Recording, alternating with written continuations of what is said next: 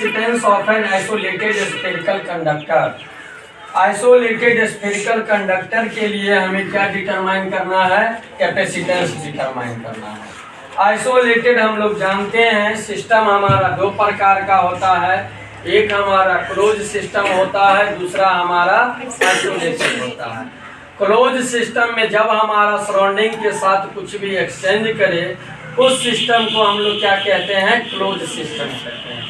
और जब हमारा सराउंडिंग के साथ ना इन करे ना आउट करे, कुछ भी एक्सचेंज ना हो, उस सिस्टम को हम लोग क्या कहते हैं? आइसोलेटेड कहते हैं। यहाँ पे हमारा कैपेसिटेंस निकालना है, ये हमें पता है। जो अभी हम इलेक्ट्रोस्टैटिक्स पढ़ रहे हैं, अभी चार्ज के बारे में स्टडी कर रहे हैं, तो चार्ज मेरा ना इन होगा और ना फिर आउट होगा। कंडक्टर जो हम लेंगे उसका शेप कैसा होना चाहिए? स्फेरिकल होना चाहिए।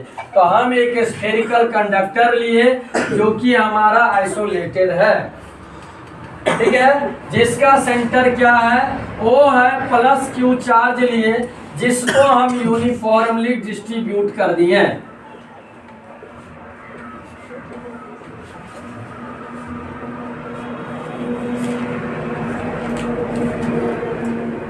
अब यहाँ पे देखें तो हम कैपेसिटर बनाना था, क्योंकि जब भी हम कैपेसिटेंस निकालेंगे तो वो कैपेसिटर हमें चाहिए।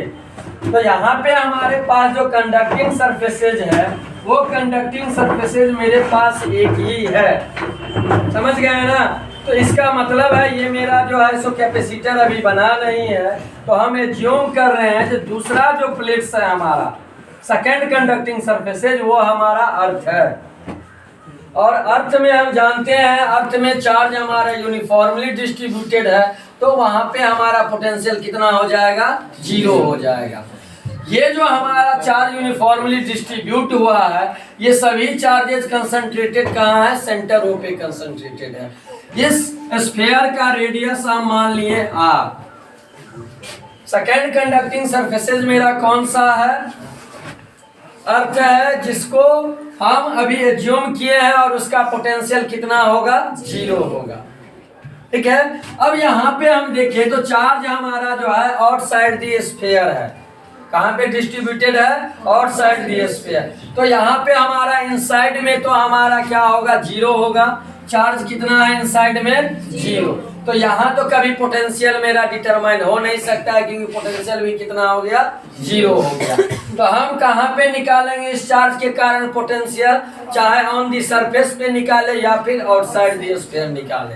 तो हम अगर आउटसाइड दी निकाले या फिर ऑन दी निकाले, तो potential at the surface of the sphere क्या डिटरमाइन कर रहे हैं? पोटेंशियल डिटरमाइन कर रहे हैं, जिसको हम किससे रिप्रेजेंट करते हैं? V से करते हैं। ये जो चार्ज मेरा यूनिफॉर्मली डिस्ट्रीब्यूटेड है, इसका नेट चार्ज कितना है? Q है।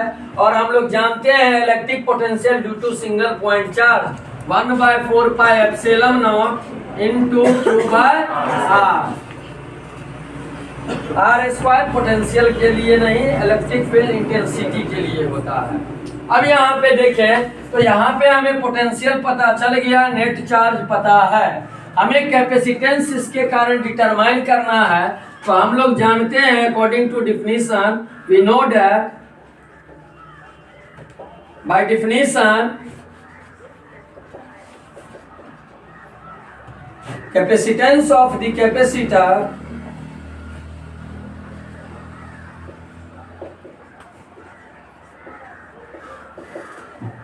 C बराबर क्या होता है मेरा? Q/V होता है, ठीक है। हम एज्यूम कर रहे हैं ये जो अभी हम स्फीयर लिए हैं ये हम एयर में प्लेस्ड किए हुए हैं। अभी जो मीडियम मेरा है वो क्या है? एयर है, वहां पे हम प्लेस्ड किए हुए हैं। तो C = Q और V का वैल्यू अभी हम डिटरमाइन किए हुए हैं, पहले से जानते हैं। जो क्या होता है हमारा 1/4 pi epsilon naught into Q/R। ये वैल्यू मेरा कहाँ चला जाएगा? ऊपर चला जाएगा। तो C = क्या हो गया? Q × 4 pi epsilon naught by into R by Q. Q Q क्या हो गया, कैंसिल हो गया, तो सी इक्वल टू मेरे पास क्या आ गया, 4 pi epsilon naught into R. Determine हो गया। अभी ये किसके लिए आया है, मीडियम के लिए आया है, तो इन एयर। अगर वहीं पे हम मीडियम के लिए निकाले तो फॉर मीडियम हम लोग जानते हैं डाइलेक्ट्रिक कांस्टेंट आ जाता है। तो यहाँ पे for medium C equal to 4 pi epsilon naught into K into R. ये हमें क्या रिप्रेजेंट करता है, डाइलेक्ट्रिक कांस्टेंट रिप्रेजेंट करता है।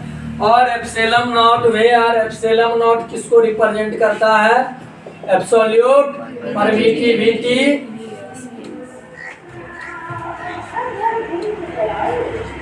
इन फ्री स्पेस और एयर। हो गया।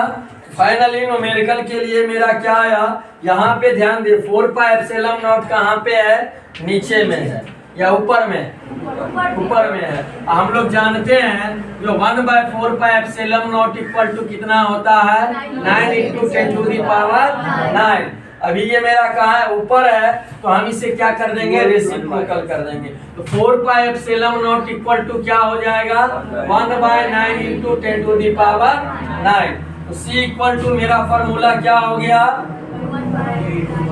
4 पाई एप्सिलॉन नॉट के जगह पे 1/9 इंटू 10 टू दी पावर 9, और क्या था मेरे पास, R था, तो इंटू R।